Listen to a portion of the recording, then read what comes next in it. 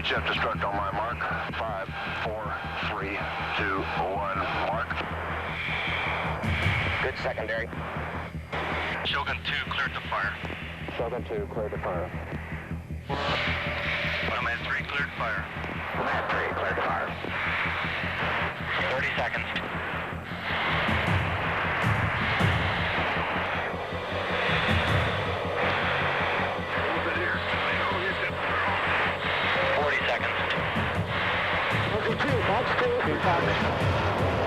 Got it? Fox. Hit it. Hit it. 5 offset.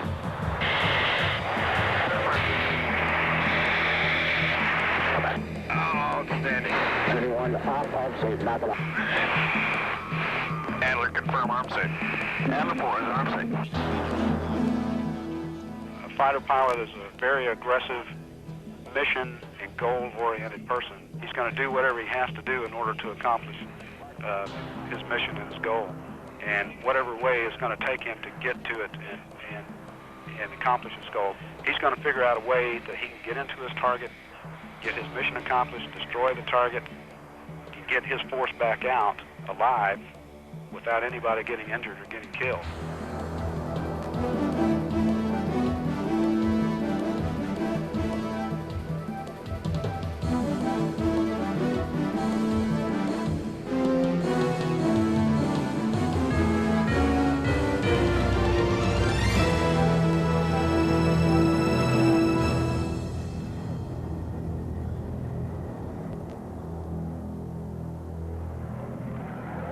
Air superiority, the principal mission of the air-to-air fighter, to deny the enemy access to the skies, to provide safe passage for the strikers and attackers. This is the role that falls to some of the most sophisticated aircraft in aviation, and the pilots that fly them. The Air Force's mission is air supremacy, as we saw in Desert Storm, so the ability to own the skies and then take advantage of that to basically drive wherever you need to put bombs on targets is coupled with the ability to sweep the skies of enemy fighters and additionally use whatever assets you have to take away their capability to employ surface-to-air missiles, or if they do employ surface-to-air missiles, being able to defeat those.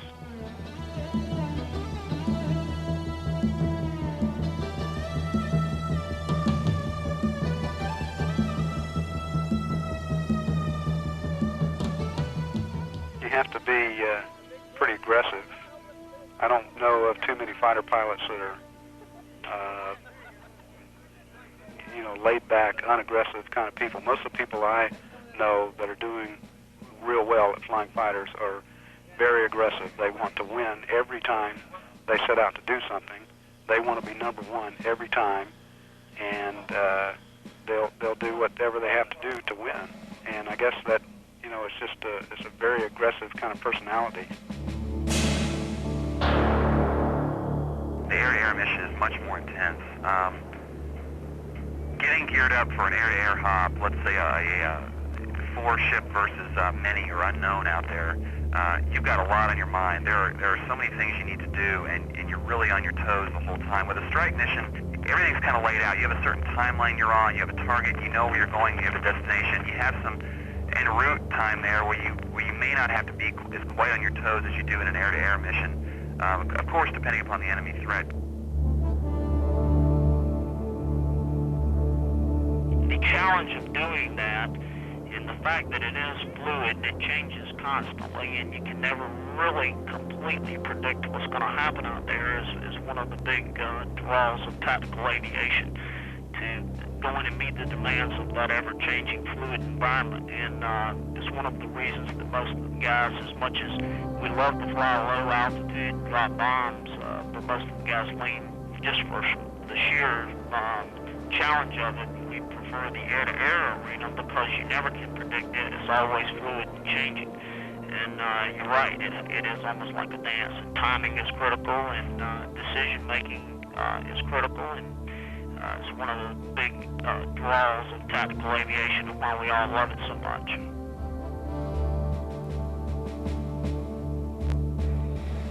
there's no time you really relax per se, but there's a lot of times you can sit back and say, okay, I know exactly what's going to happen now. I know what's going to happen next. I know what this guy is going to do if you're out there fighting some guy in a BFM engagement or a dogfight.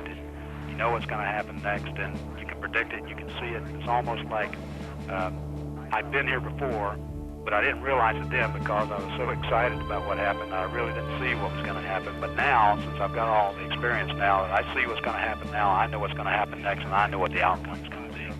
27,000. With twin afterburning turbofan engines generating 46,000 pounds of thrust, with a top speed of 1,650 miles per hour, armed from wingtip to wingtip with advanced air-to-air missiles, the F-15C Eagle rules the skies as the world's preeminent air-to-air fighter. Well, the F-15C again is primarily, in fact, now totally air-to-air. We don't have any other commitment besides air-to-air. You know, I've never dropped a bomb in my life, so you know, that pretty much tells you, you know, what our approach is. Well, the F-15 has three primary roles that we look at. One is defensive counter-air missions where we're protecting some asset or area that we want to prevent fighters from going in. It's normally on the friendly side of the border. The second mission that we look at is offensive counter-air, where we actually are going into an area that's contested airspace or the enemy's airspace, and we're going in there to either disrupt his defenses or to shoot down something specific. The last one we look at is still in the offensive counter-air role, but it's tied to protecting strike aircraft, bombers, friendly bombers going across to find a target that they've been tasked to destroy. E is the basic air-to-air F-15. There's A, B, C, D, and now there's the E. And the C model is kind of the latest version of the air-to-air F-15.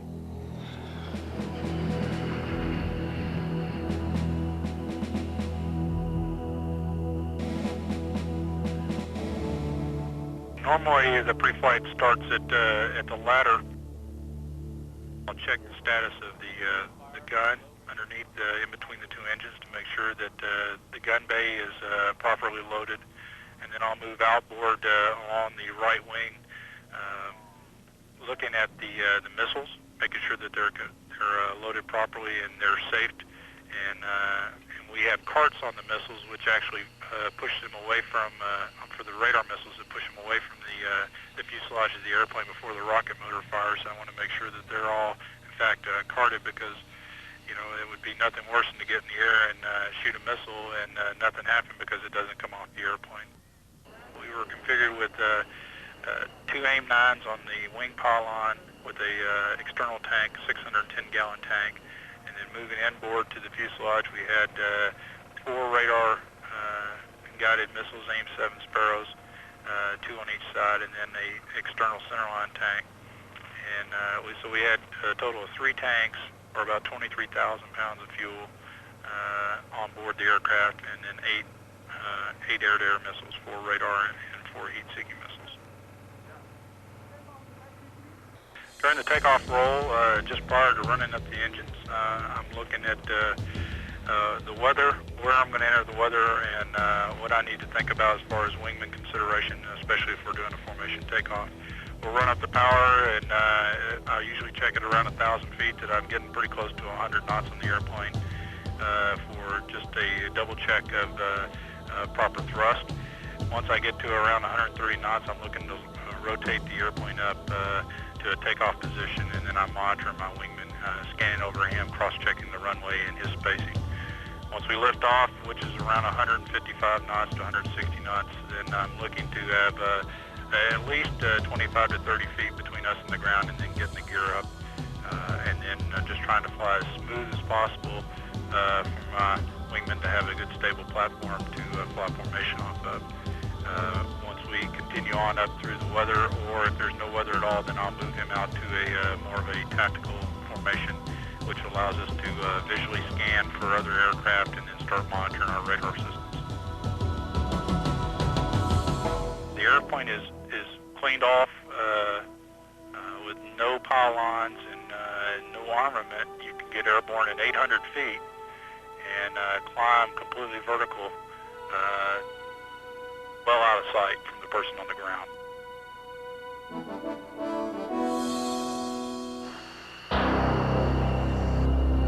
Complementing the F-15 are three of the world's most respected fighter aircraft: the small but agile F-16 Falcon, the venerable F-14 Tomcat, the dual-role FA-18 Hornet.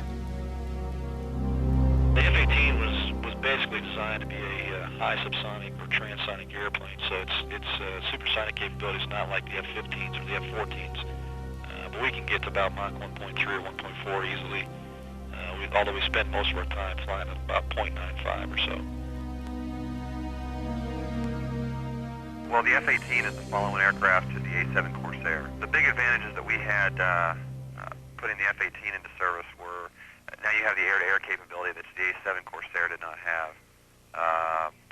It has much better platform for bombing. You know, it's a state-of-the-art cockpit, computerized bombing solutions and all that. So it's just a lot better technology. Plus, it has the dual role. So that's basically it. The F-14's been around for a long time, and they would keep that in an air-to-air role because they were built around the AUG-9 radar and that Phoenix missile system and everything that they take a lot of pride in. The mission of the F-14 is the Navy's premier fighter. At this time and in the future, it will become involved as a strike fighter. But primarily, it's a fighter first and provides air superiority and fleet air defense for the carrier battle group. Well, the F-16, it looks like it is built to maneuver in the sky. So that's a number one thing right there. Additionally, with the way that the avionics is coupled, the pilot is sitting slanted back at a 15-degree angle and with some good capability, hands-on to operate the radar with an excellent radar. All around, it's a really sweet airplane in the air-to-air role. The F-16 is a super aircraft. First of all, its performance and its turning capability and its weapons delivery capability are still unmatched by any other aircraft in the world. The aircraft is relatively easy to fly, and by that I mean take off and land, and it's a fairly forgiving airplane with its fly-by-wire flight control system. It is a difficult aircraft to employ in combat. Being a single-seat, single-cockpit aircraft, the pilot has to do everything. He has to keep up with the navigation, the threats, do all the switchology, take the appropriate action all the time. And so the F-16 is a pretty demanding airplane to employ well in combat. That's why we practice all the time. Being a Viper driver, I would say the F-16, and then my Eagle buddies across the hall would probably have to agree that they are number one. But I would say that definitely the F-16, F-15 combination is an excellent air-to-air capability. As far as the Navy goes, well, given the scenario, there's different capabilities with F-14 and F-18 combination. Of course, once the F-22 comes online, that will be the number one air superiority fighter.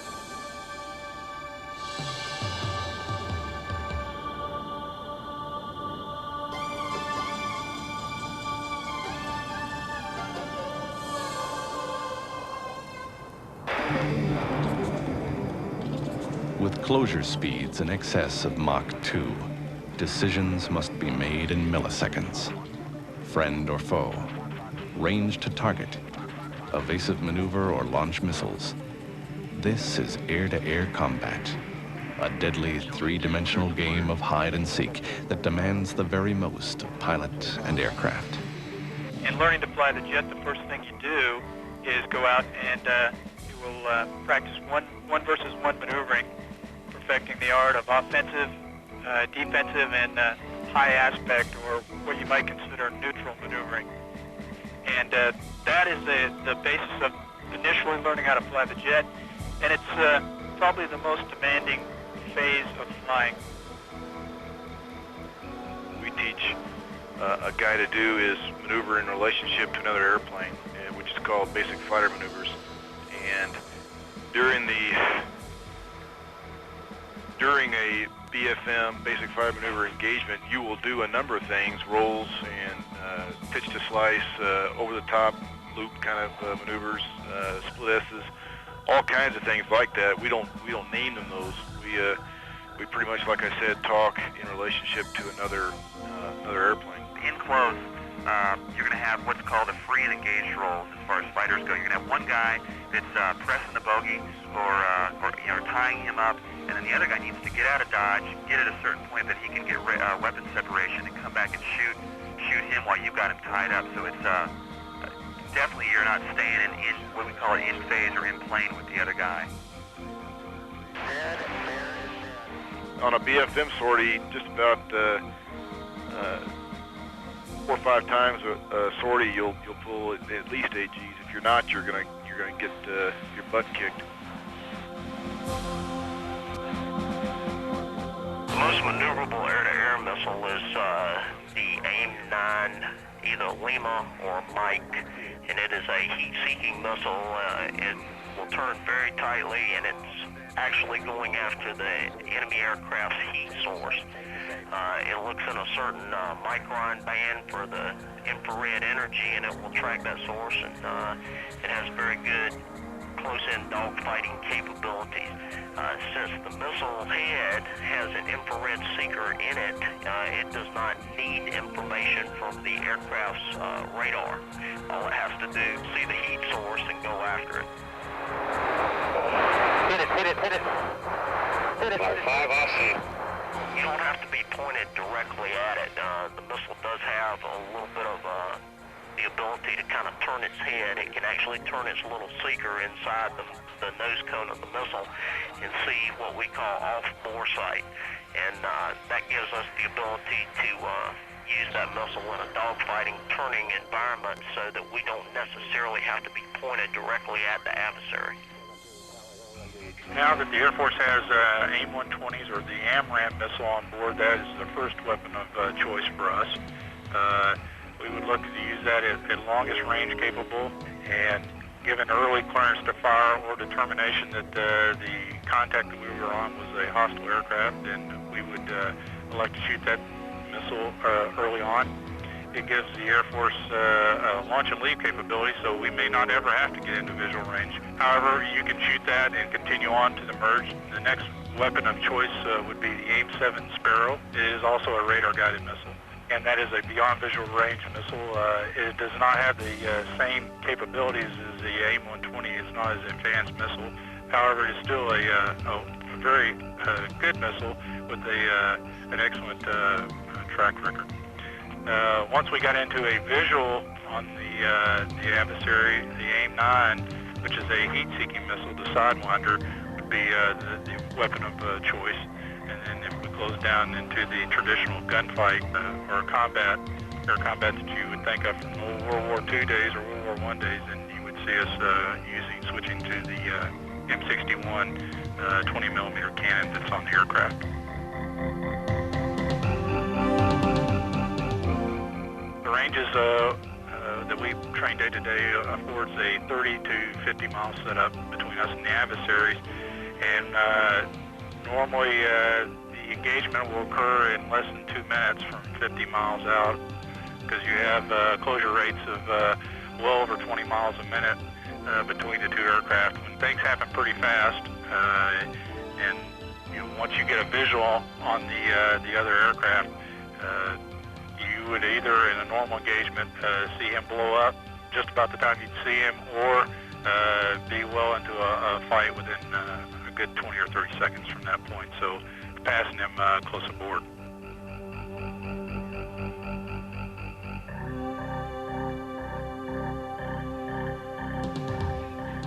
Merge is the area where the engagement is sighted. Usually what that boils down to is the visual merge. That's where people or aircraft start blowing up, and you either find out whether your missile missed or hit him.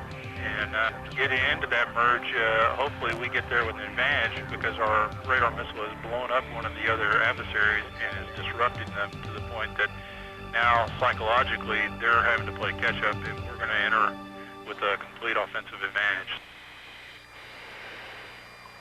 As soon as I have assessed that through line of sight, or what I see out the window from your airplane, I see you moving across the sky. There's no way you can maintain a position behind me. I will reverse. I'll put my lift vector on, which means I'll put the top of my airplane on your airplane. I'll employ my radar in a visual combat mode to lock you up as quickly as possible. Once I've attained that, and I don't necessarily need to have you locked up to employ an infrared missile, but I'll use that to gain my quickest off the rail via an infrared missile. And once I've got you locked up, I can assess what your energy state is, whether you're within the weapons envelope of the missiles I have on board, and following that, I can, through a slave missile, assess an IR signature. If I've got a good IR signature from my infrared missile, I'll go ahead and let that baby rip, and it should do most of the work for me. Box.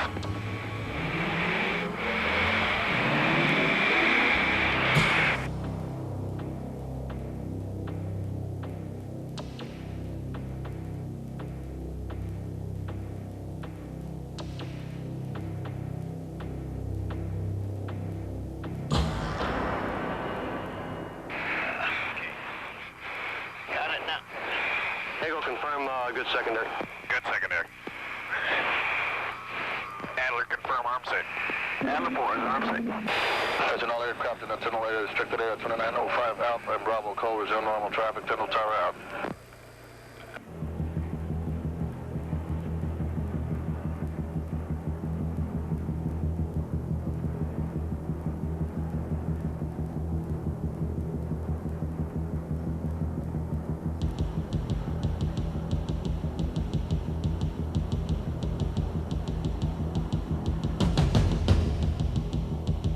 Way to defeat an airborne threat is to have sight of it. The indicators in our cockpit are not accurate enough to tell us exactly where it's coming from. So for us to defeat with a high probability of winning is by maintaining a visual on that missile. If you are hit by an infrared missile, there is a good chance that you will survive. However, you probably are out of the fight for that day, which means as far as that enemy aircraft is concerned, you are not a factor to him. Additionally, you may not have the capability to maneuver defensively as required, but for the most part, even if the jet's flying, you're probably not going to put your bombs on a target or continue the aerial engagement that you're in. We'll typically employ by elements in a four-ship formation, which means two sets of two, where you will use that line abreast formation to clear each other 6 o'clock, and aid in either a 2v1 engagement or a 2v2 engagement to maximize our geometry at the merge. You basically start with your ability to maneuver your airplane against another airplane, and then you'll work into a point where you'll work in tandem with another airplane versus another force of either equal or greater size, so that eventually, as you grow in the airplane and you've had a couple of years under your belt, you're up into four-ship employment where you're flying 4 F-15s versus another force, and that force can vary in size anywhere between 4 and an X number, 12 or better. So we typically in bigger scenarios where you're flying a four-ship, you may be facing 12 or better adversary aircraft. Really stress four-ship so that we kind of see that as our primary fighting unit as a four-ship. The leader is primarily concerned with the tactical execution of the mission. He briefs the mission. He knows where the target is. He knows how he develops the type of tactic that you're going to use in order to get into the target, or how you're going to go about attacking an enemy. 2B4 mission if that's your mission for that day. He knows and leads the other members of the flight into the target area and designs the type of tactic that's going to be used, the type of attack that's going to be used for that particular target, and how you're going to get back out of the target area safely. And the wingman and other members of the flight have various duties. They might back up the leader on navigation to make sure that we're going to the right area or that we're flying the proper route that we want to fly. He backs him up as far as threat lookout goes, looking for SAMs or AAA or enemy aircraft. He helps him out on the radio if needed by monitoring another frequency. You have to learn how to work as part of a team, even though you're in your own airplane and in your own cockpit where there's nobody else there but you. Yet you have to integrate the whole operation of your package or everybody that's in your group as part of the team to go out and accomplish your goal. You don't want to leave anything open. You want to make sure that everybody knows what they're supposed to be doing every step along the way. And sometimes certain parts of the mission can go basically unsaid because everybody knows what they're supposed to be doing.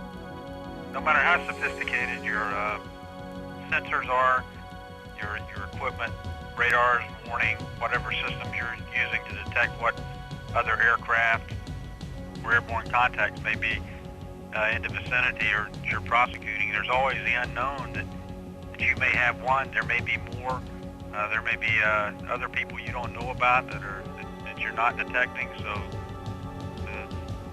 the old eyeball is probably the best thing, so you're always looking out visually to see what's around you. Actually, I was leading a 4-ship up to the east side of Baghdad where we were set up a combat air patrol. We were rotating 2 ships back and forth, the 2 ships manning the combat air patrol, and the other 2 ship on the tanker refueling, air-to-air refueling. We were going back and forth, and during one of those cycles, while I happened to be on the tanker, my wingmen were manning the cap east of Baghdad, and the AWACS controller called him and told him that he had some hits, unknown bogeys, north of Baghdad, eastbound. My number 3 and number 4 man snapped in that direction, got their radar on them, did an excellent job of running the intercept and caught them. They appeared to be running for Iran, and got them just short of the Iranian border and had the engagement there, and they went 4-0. We did what we're trained to do, went in and take a look with the radar, sanitized, make sure there aren't any other factor bandits that we have to be concerned about. We both did our job, sanitizing the area, sorted with the radar, picked out our bandits and rolled in behind them. Was pretty much like clockwork. It worked the way it was supposed to. Jet worked great, missiles worked great, and got in and out of there, no problems. And, feels real good to be back home. The Iraqis, we knew were good at flying at very, very low altitude. And at very low altitude, we're saying well below 100 feet. And that's the case when these guys were detected. They were detected several miles away, ran on them, and the intercept was concluded at very low altitude. In fact, one of the pilots noted that the MiG aircraft were, in fact, kicking up dust. They were flying at such low altitude. We had a push time of about 3:15 local. Went up north at about 3:50. We were on target in southeast Baghdad. AWACS also is a big hand in all this. They were the big CCC command and control of everything.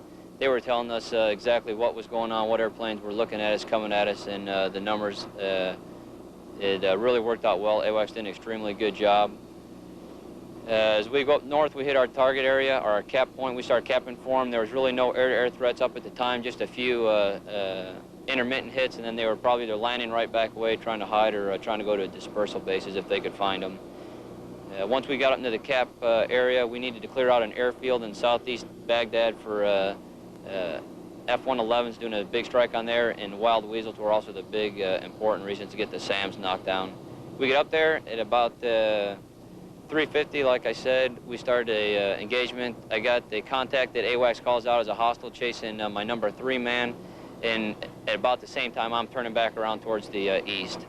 When I turn back around there, I get a contact on a contact that isn't squawking our IFF, so when I lock this guy up, I can tell that he's not a friendly airplane. Come to find out that it's an F1. He's at about 8,000 feet headed west towards Baghdad, towards my number 3 and 4 men also. And we EID him as hostile. About 12 miles, I take a Fox 1, a radar missile. Everything's looking good. Thinking about taking another Fox 1, but no kind of interference or anything like that, so I just let one Fox 1 go. And about 4 miles in front of me, get a huge fireball. Actually, I get the missile coming off, which is a big flash coming off. Get a huge fireball, and the airplane blows up. When the airplane blows in a big, huge fireball, pieces get scattered everywhere. My number 2 man and I, we turn back south to get away from that initially. We come back up and trying to find, hopefully he has a wingman or something else. Actually, hopefully not, but we're looking for his wingman up there. See if he has anyone else coming up with them. We can't really find anyone else. AWACS is calling the picture clean. Actually, no Iraqi threats airborne at that time anymore. We continue to sweep and cap until all the wild weasels, all the EF-111s and the F-111s, F-15s are out of the strike area. Once they're out of the strike area, then we egress also. The Intercept, identifying the threat, preparing for the engagement, but always an exercise in geometry and a test of wills. There's several different ways to intercept other aircraft, vertical conversions or an offset laterally. And what a baseline intercept is that, first of all, a lateral with some altitude displacement maneuver to allow you turning room to convert to that guy's 6 o'clock. If he allows you to do that, it's pretty simple, and you roll out behind him, and like I said before, you'll schwack him with whatever you got on board. My ideal intercept geometry would be an unobserved entry on Bandit, and we have something that has probably stemmed from the red flag type scenario where you have clear air mass and a huge altitude delta. You're allowed what would be called either a Schwuppenhausen or a Stuka maneuver, where you come from a high altitude, you're able to acquire this guy at low altitude, and then you maintain your high altitude to a pure vertical conversion in a worst case position for this guy to find you, which means not only are you coming down from a horrendous altitude above him, but additionally you're needle nosing him as you do a vertical conversion. He's got to look straight up behind him. His radar warning receiver indications aren't the best for that type of conversion. And he'll have a hard time assessing where you're at and being able to react to you without a visual. Given an ID scenario, I would need to positively ID that aircraft prior to being able to splash him. Additionally, I'd have to have clearance to do so. So with the capability that I have, I would have to convert to a visual position unless I was told otherwise, and identify him as, first of all, a hostile aircraft, and then additionally, I would have to be cleared to do anything to this guy, which means he would have to either have hostile intent in regards to what he's doing, or we may just want to go ahead and tail him and let him know that we're there, let him know that we know that he might be flying to this piece of sky and that he doesn't have free reign in the skies.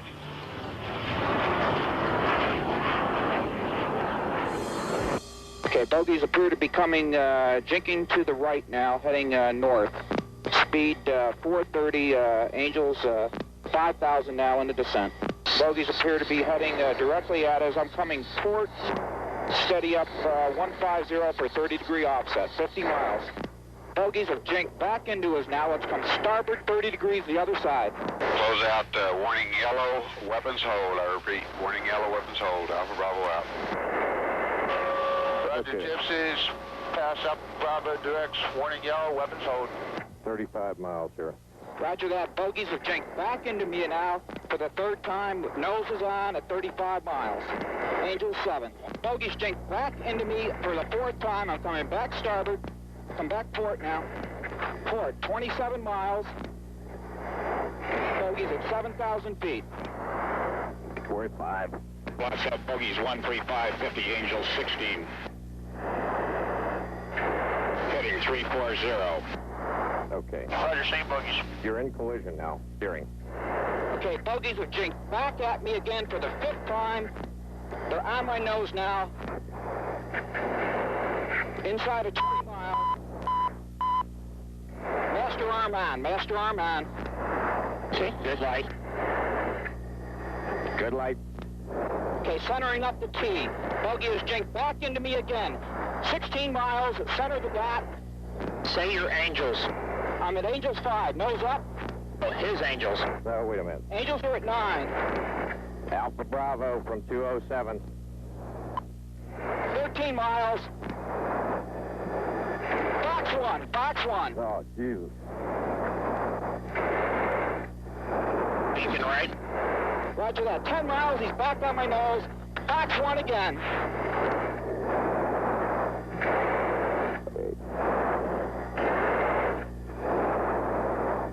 Watching him up. 6 miles, 6 miles. Tally 2, tally 2. Turning into me. Roger that. 5 miles. 4 miles. Okay, he's got a missile off. Breaking right. Good hit on one. Roger that. Good kill, good kill. I've got the other one. Select Fox 2, select Fox 2. I have Fox 2. Trailer. Coming hard, stop. So, shoot him. I haven't got a tone. Got the second one. I got the second one on the nose right now. Hey, I'm high cover on you. Get him, lock him up. Lock him up. Man, shoot him, Fox 2. I can't have a stone. So what?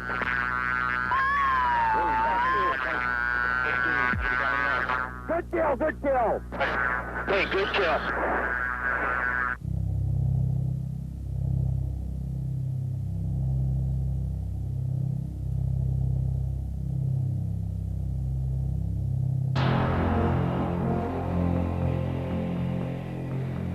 No matter what mission they fly, fighter pilots talk as much about situational awareness as they do their aircraft, combining information from onboard radar, AWACS, and their own scan outside the cockpit. The pilot builds and maintains his awareness of the threats around him. The radar we have is one of the best around, and it's the, all pilots talk about SA, as situational awareness, and it provides the most SA of anything. We have as much SA as anybody could have flying out there. We can search all the way out to 160 miles,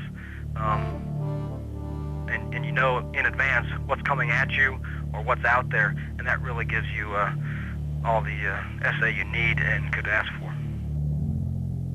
Well, first of all, if I don't have any situational awareness of where the threat is, what I'd like to do would be to basically sanitize some airspace with my radar, and then be able to get further information from GCI or AWACS so that I know basically the threat direction. If I know the threat direction, then I can sanitize with my radar to find the threat.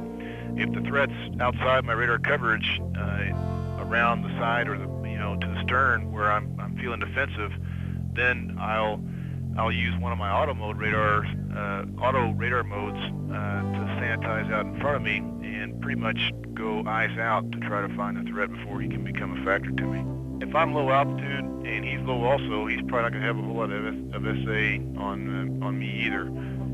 So it's pretty much an eyes out situation again, where I'll have my radar working for me out front, but I'll be spending a lot of time looking outside. If I pick up the guy, then I have to assess, is he a threat to me, or am I offensive on him? Who's driving the fight? If he's showing up behind me where I'm worried about being shot at, then I'll react defensively. If I pick him up first and I'm able to point at him, that's really all I really need to do is be able to point at him, and I can employ ordnance. One of the things about the F-16 was that I knew flying around, and I'm sitting in about the smallest fighter, well, the smallest air-to-air fighter we've got in the U.S. Air Force inventory, and one of the smallest in the world's inventory. I always felt just a little bit smaller, and felt like it was a little bit harder for everybody else to see me.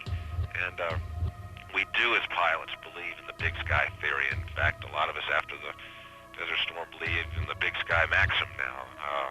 We hopefully can fly around and avoid being hit by any aircraft and avoid being hit by other airplanes just because it's a big sky and we're a small jet. It's kind of an enveloping feeling. There's so much sky out there, and you know that little F-16 is such a small jet, and you can fly around and in many cases feel like you can get in much closer to the bad guy and see him before he can see you. The ability to get down to low altitude into the radar clutter background is less and less. It's still a viable tactic to get down there, but I think it's not like it was maybe 5 or 10 years ago, where the enemy had no capability to see you at low altitude. Now that capability is increasing across the board for everybody. Low altitude operations, look down, shoot down for the F-15, finding people down there, we can do that, and we can shoot them down very easily. Well, first of all, even today, we've become data processors as much as aviators. Flying has to be a secondary skill almost. I mean, it has to be a natural skill. If you have to mentally think about actually controlling and flying the aircraft today, you will be behind the game so much that you won't hardly be able to catch up. And so the pilot is going to have to be an information processor. He's going to have a very good grasp of the systems that are available on his aircraft and all the data that he can gather, and he's going to have to be able to make very rapid decisions in the air.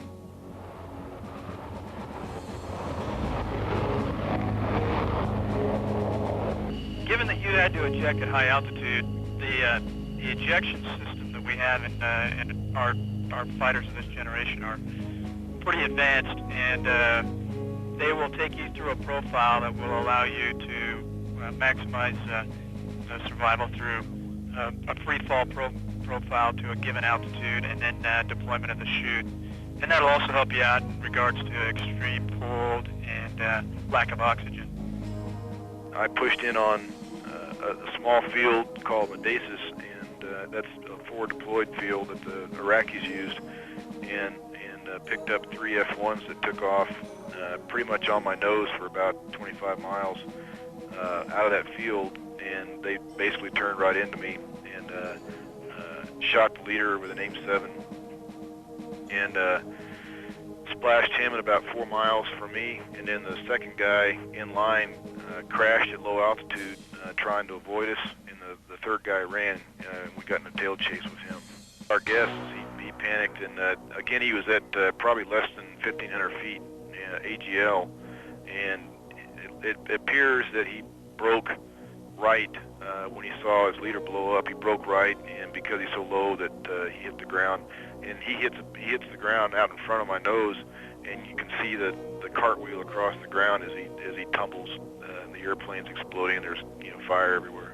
They had just been scrambled off a strip alert, I'm sure, had just gotten airborne. They were airborne less than a minute before the first one died, so their adrenaline's up. They don't have their radars on. They're trying to figure out where they are. They may or may not even be strapped in totally, coming off alert. So their SA was basically 0.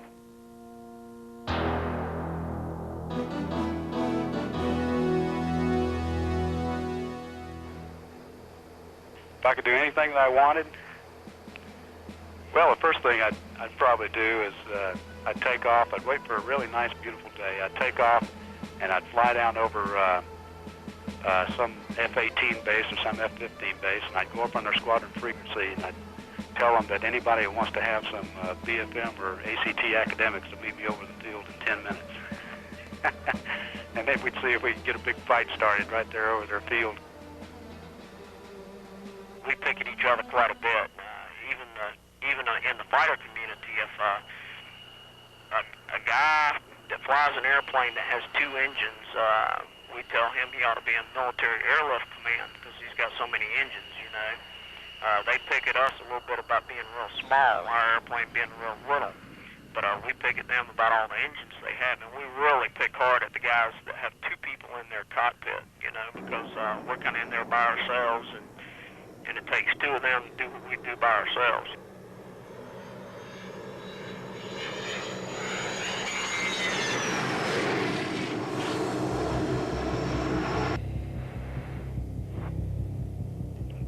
the flying part of it is really pretty secondary. It's, I guess, you're just trying to figure out how to get to a target or how to find, enemy aircraft and get in there and get what you have to do accomplished and get back out alive.